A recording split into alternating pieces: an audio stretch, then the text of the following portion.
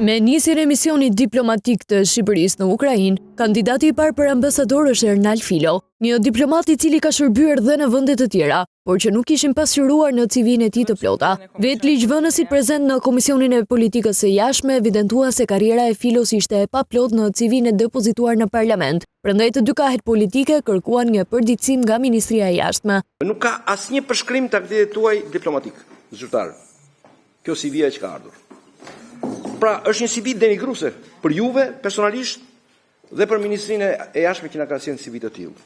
Shpeshherë puna që don qoftë edhe tek një zyrë fundore, do të thosha, e cila duke mos kaluar në asnjë filtr, sjell këtë paraqitje të ambasadorit këtu tek ne me letra.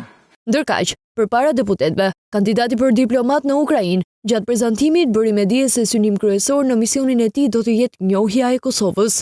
Do të duhet të inkurajojmë autoritetet vendimarrëse në Ukrainë që të ndryshojnë qasjen edhe ndaj Kosovës.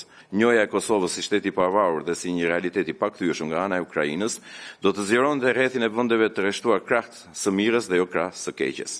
Kjo u mbështet dhe nga opozita, cilët theksuan se duke u nisur nga situata në të cilën Ukraina ndodhet, nuk ka sens mosnjohja e Kosovës. Domosdoshmërinë e njohjes së Kosovës nga Ukraina. Nuk ka më asnjë sens si mos ndodhi gjë e tillë. Unë e kuptoj pozicionin e vështirë të Ukrainës në momente, por ama në pozicione të tilla të vështira zgjidhen dhe miqt që qëndrojnë në krah në momentet vështira.